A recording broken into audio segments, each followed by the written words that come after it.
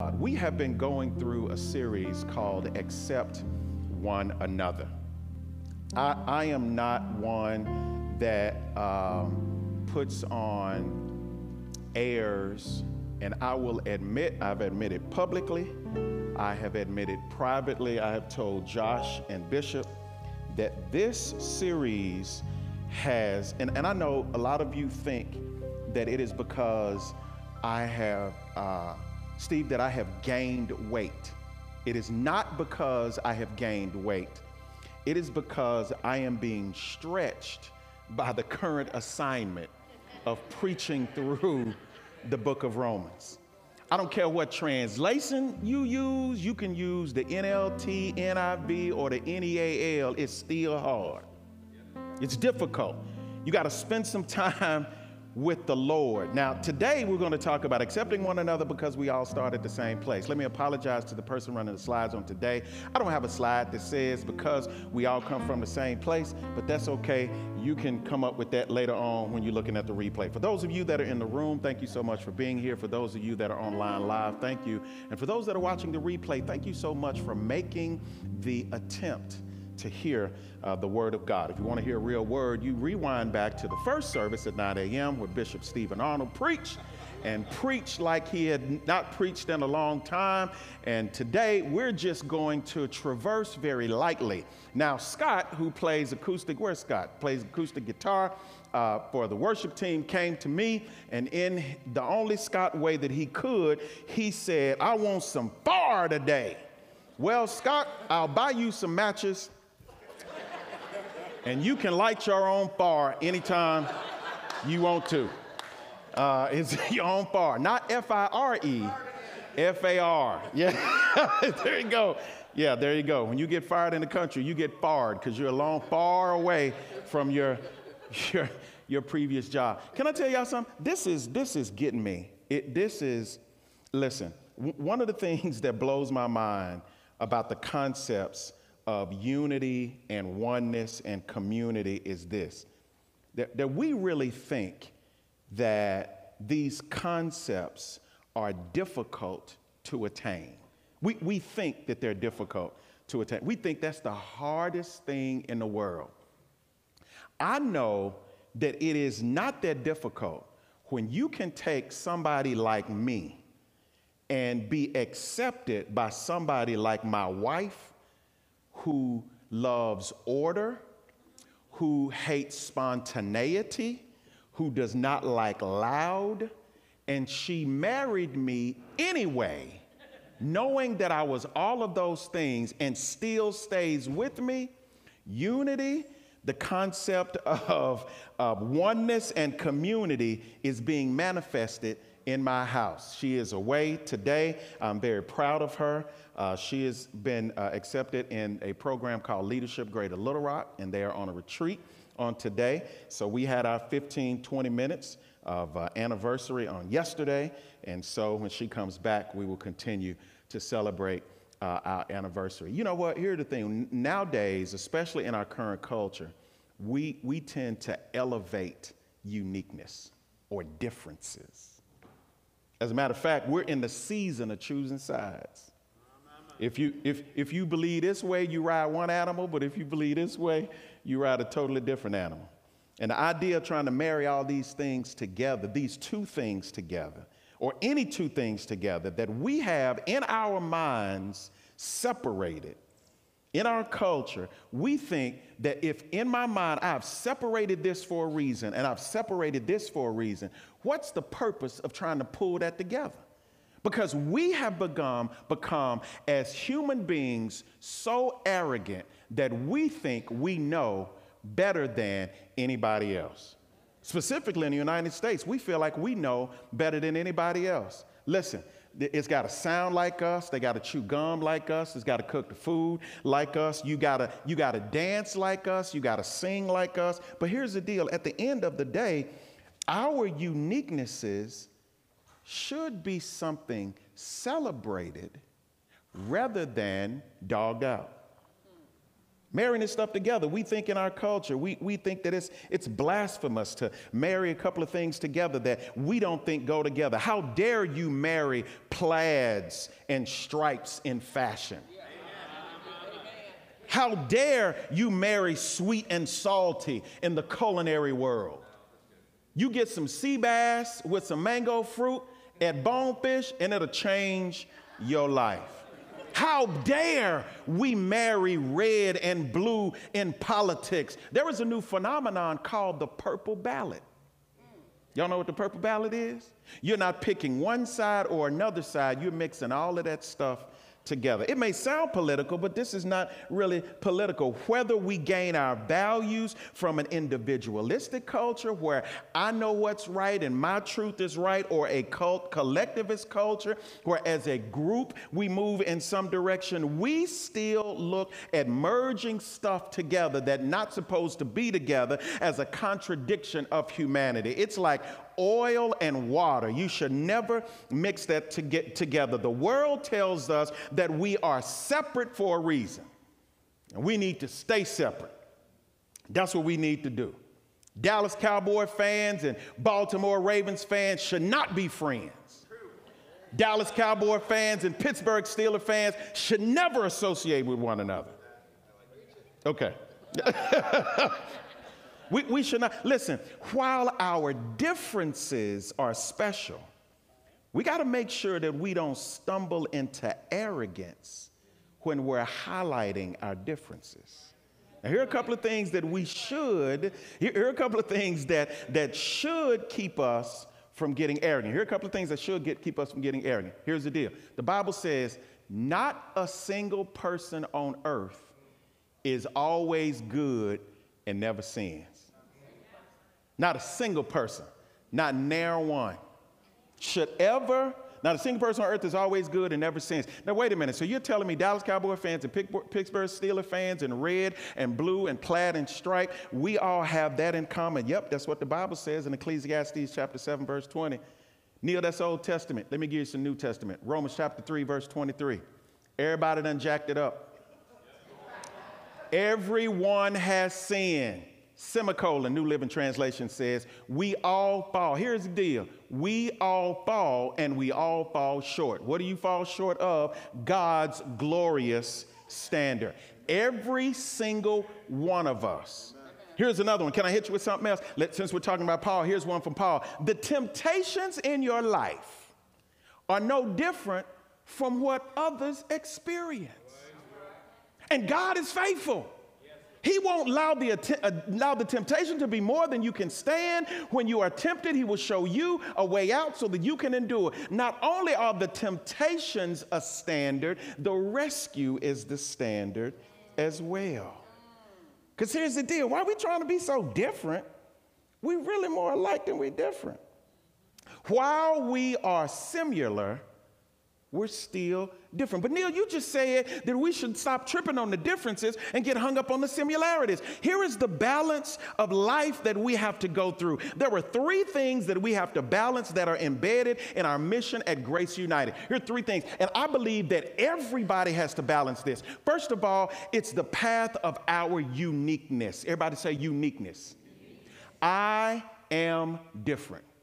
I'm different. My hair is different than yours. My hair appeared for a season and then disappeared for this next season. All of us are different. Here's the other thing. Our unity. Somebody say unity. Our unity. Now, here's the crazy part. Unique, but I need you to be even better than I am by myself. Here it is. I am different, but we are great.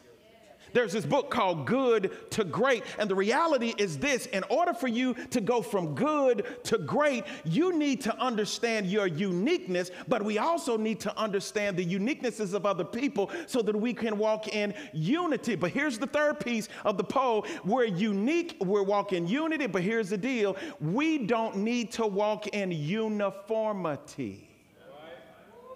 I'm different. We're great, but we are not the same.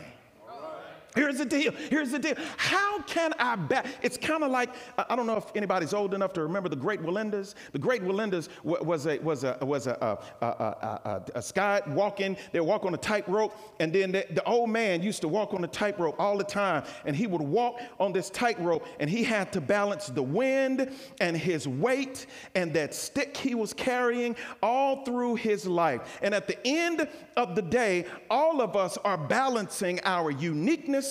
I still need unity, but I can't walk this rope just like you walk it. But as long as we end up at the same place, we may not end up at the same time. Listen, we have to learn how to, maybe it's not you. That's my struggle. My struggle is Neil is unique. You can redefine unique any kind of way. Crazy, loud, off the chart, off the whatever. But I'm unique. Can I tell you something? You're unique too. Yes, sir. But here's the deal. I'm unique in a way that you're not unique. Right. So my uniqueness needs to marry your uniqueness so we can be great together. Right. But the one thing about our greatness is this. You don't need to sound like me. I don't need to sound like you. Oh. If a cow not only gave milk and eggs, I'd be scared to eat it. That's called a biological experiment that God did not intend. Are y'all feeling what I'm saying? So the balance is these three things. I'm different, we're great, but we're not the same. So listen, here's the thing, Neil. Now, let me tell you this. Here's my philosophy of preaching. And Josh has mentioned it before, is that there is a piece of information and a piece of inspiration. Today, you will hear a lot of information, but just enough inspiration to carry you from your seat to live your life. Right. Here's the deal. Here's the deal. We got to handle our uniquenesses very carefully. Hold on. Let me just say this real quick. I've been doing a Bible study in the morning, going through the life of Joseph. And one of the things that I noticed about Joseph is that people hated his uniqueness. And the one group of people that hated his uniqueness were the people that were up close to his uniqueness. Here is the deal. It's the people that don't like you are the people that know more about you, but they really need your uniqueness, because at the end of that journey with Joseph, the Bible says what you meant for evil and degrading and messing with my uniqueness, what you meant for evil, God used my uniqueness for good. I need you. I need somebody that is orderly in my chaotic world. I need somebody that is calm when I'm spontaneous. I need somebody that shines light when I have a feeling of darkness. We need to learn how to handle our uniquenesses very carefully. Here's the thing, though. Here's the thing. What's funny is this, is that we start with what's visible, and we need to end with what's invisible. So I'm different than you. My friend, Dustin hadn't seen you in a decade. Dustin and I are different. Dustin shows off his muscles. I had my muscles. Y'all can't handle the muscles that I got.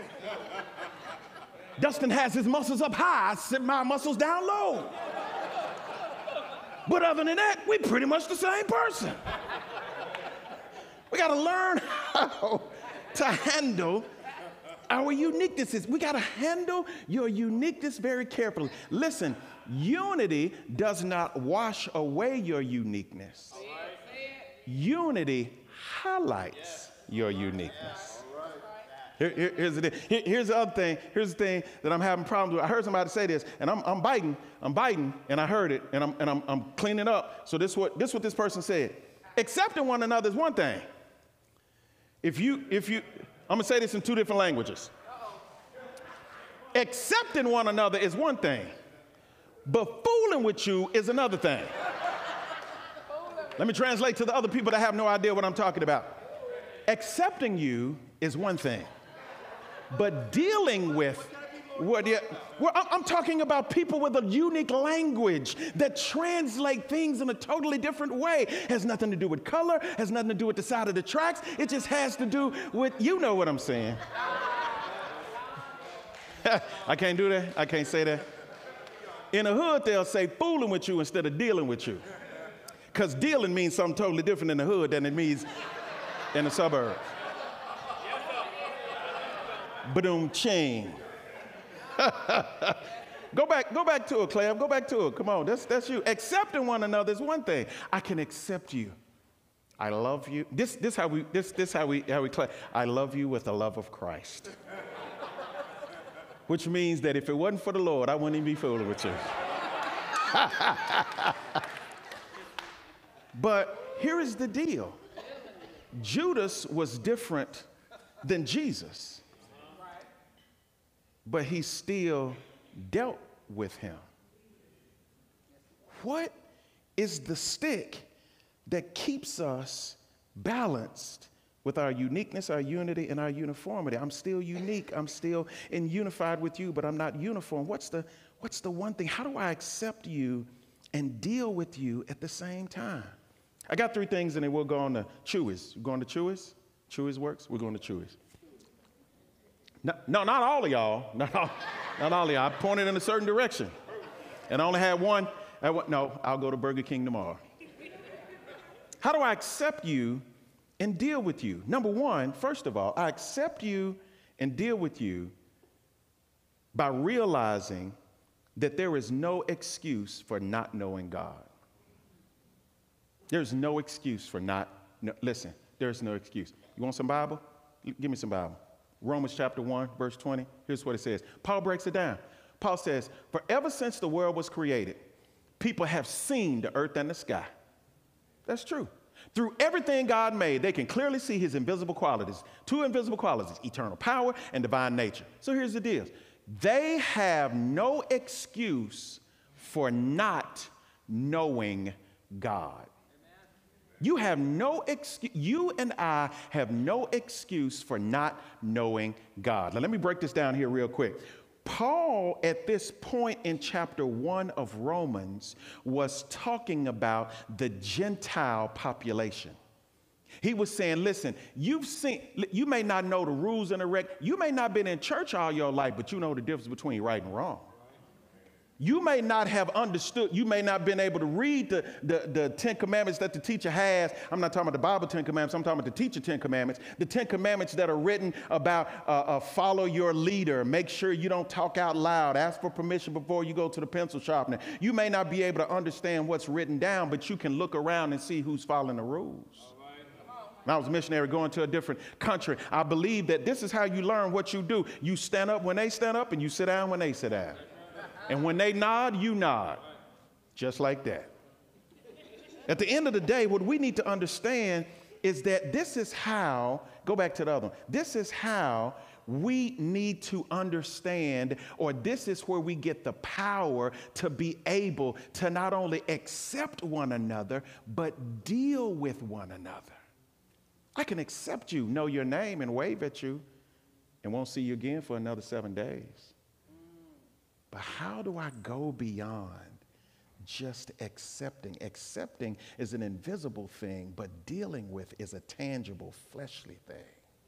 Because one day we're going to need each other. Got no excuse for not knowing God. Here's something else Paul said. He's still talking about the Romans, about the Gentiles, rather. He says, each of us has disregarded God at some point. All of us have disregarded God. I got a Bible to back it up. Romans chapter 1, verse 21 through 23. New Living Translation says it this way. Yes, they knew God, but they wouldn't worship him as God or even give him thanks.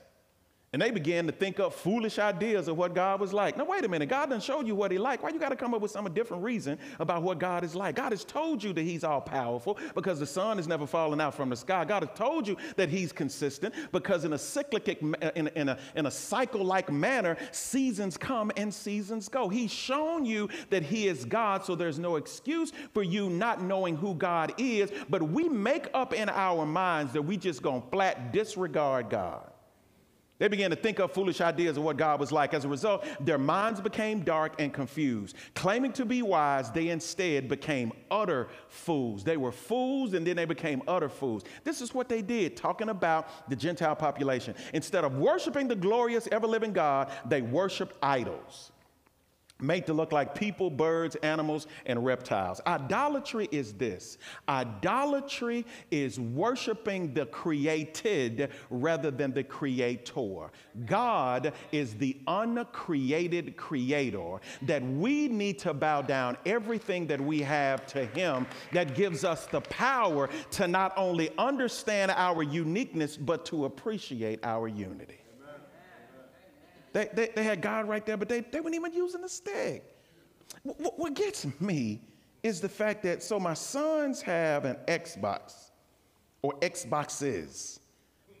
They got two, Larry. One got one, and another. You can't play together? They got the same last name. They go to the same, live in the same house. The reason that they have two Xboxes is because their mama spoils them.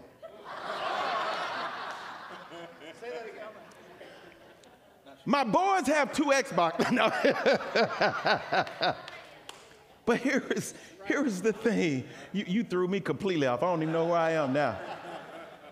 I don't even know where I am right now. But one of my boys, he was trying to use his Xbox, but he wasn't using a controller.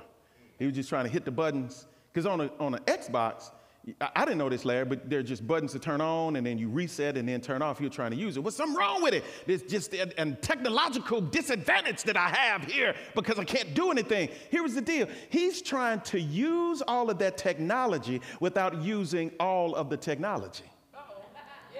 He's trying to use the Xbox without using the remote. And the reality with us is this, is we want the power of God without sitting in the presence of God. We want to understand the wisdom of God without reading the word of God. Because at the end of the day, don't try to make up who God is when God done already told you who he is. He is the great I am. He is the bread of life. He is the lily of the valley. He's all of those things. Here is the deal. Let me talk to some single female right now or some single male. When people tell you who they are, you better believe them. If they were sorry in the last relationship, they're going to be super sorry in the new one. If they wasn't working in the past relationship, they ain't going to work in the new relationship. There you go. I'm almost done. We have no excuse for not knowing God. Each of us disregarded God at some point. But here's the other part. Here's the thing that we get. Paul shifts from, see, Paul liked it, and the Jewish people liked it when he talked about the Gentiles. That's right. They don't follow the rules. Coming here with all of these fried chicken things and all of these French fries, leaving stuff everywhere, breaking up stuff. The Gentiles, he's talking about the Gentiles. They don't know what the, yeah, I got to clarify that because somebody said, is he talking about people with chicken bones? They don't know what to do. They disregard God. They do all of that crazy stuff. And then Paul flipped it. Paul says, listen, you have demonized others unfairly too. Because you have put a blanket on everybody that looked like that one body that you had that one encounter with. Malik broke in your house. Everybody that looked like Malik don't steal. Yeah, make a point. Let me keep reading. Go back to the Bible. True is about to close. You may think, Paul talking, he was talking about the Gentiles, and then he shifts to the Jewish folk, the Jews. Here's what he says. He said, now, Jewish people, you may think you can condemn such people, but you are just as bad. You think you can condemn such people, but you're just as bad. You have no excuse. When you say they're wicked and should be punished, you condemn it yourself. For you who judge others do these very same things. Why are we talking about tangible crimes in the street when we are committing relational crimes in the church? I'll smile at you. It's so quiet in here.